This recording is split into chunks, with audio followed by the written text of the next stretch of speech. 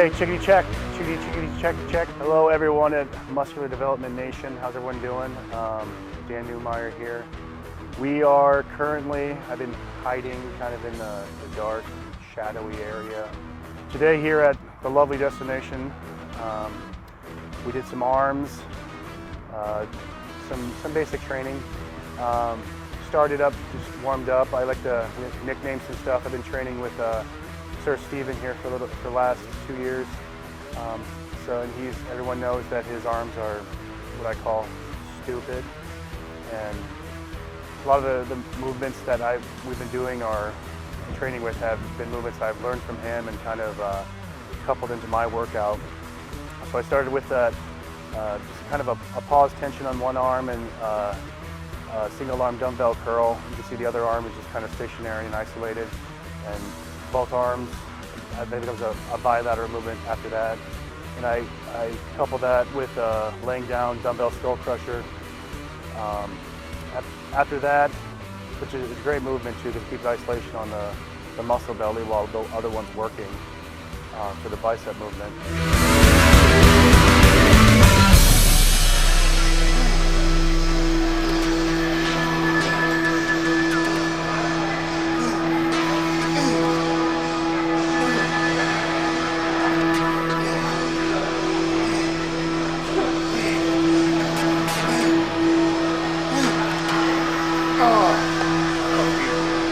I like the skull crusher movement because it allows a little more range of motion for the dumbbell instead of the barbell hitting you on the skull or skull crusher. It doesn't feel so rough on my elbows, so I really appreciate that movement. From there, we went into what I call K curls, not K cups, K curls, named after my training partner, Mr. Steve Kuclo. He showed me these barbell curls, kind of overhand, different kind of angles, how you pull it up. But I mixed that with kind of a drag curl. Those are fun. They kind of, subjectively, I feel those at the lower end of the bicep, kind of near your elbow, and those actually hurt. And I think I used some bad words there a couple times in between sets from the burning sensation.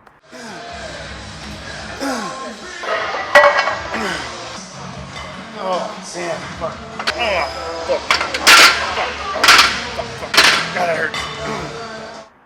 From that, we have a nice little dip machine here, which you can get a great angle on for your tricep. I like to combo a lot of arm movements up together to keep the blood flow going back and forth, opposed to doing all bis and then tries. I'm trying to look for any kind of blood flow I can to keep my arms as competitive as possible, because they've always been a smaller body part, at least my perspective. From that, we went into, I do a version of 21s on our seated curl machine. Just again, nothing too complicated about that.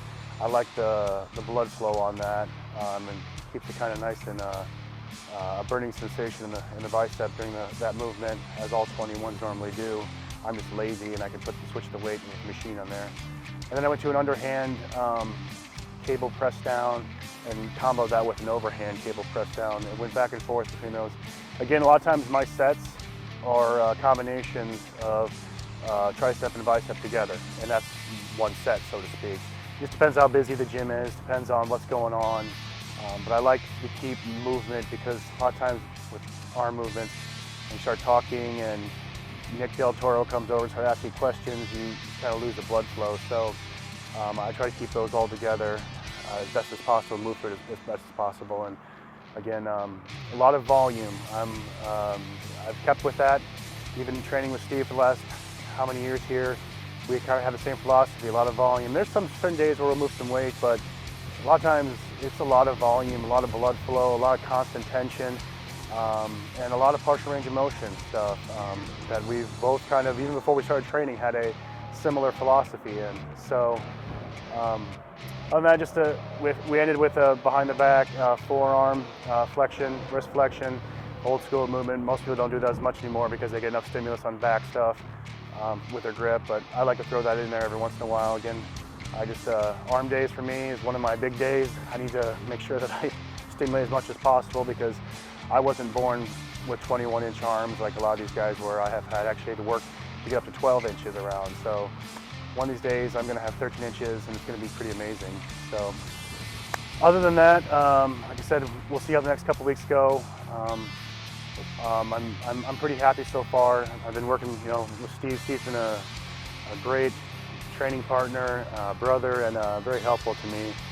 It's great bouncing things off him and letting him kind of drive the car, so to speak, so I can not have to analyze. And for people that know me, that's kind of what I do. I like to overanalyze stuff. Otherwise, I probably wouldn't be going after the degree program that I am in. But that's kind of my nature, and it's nice to have someone to kind of tell me to shut up and do it and not have to worry about some stuff so much anymore. So I want to give thanks also to Greg and Michael here at Destination. They've awarded me and helped me. I'm a GASP athlete, sponsored by them now. They're again another attribute that's made it possible for me, a poor graduate student, to compete this year, and also to wear their apparel. So thank you to them too. Again, I thank my wife, because if I don't thank her enough, she will come after me. But other than that, I appreciate it. Thanks, and I will talk to you soon.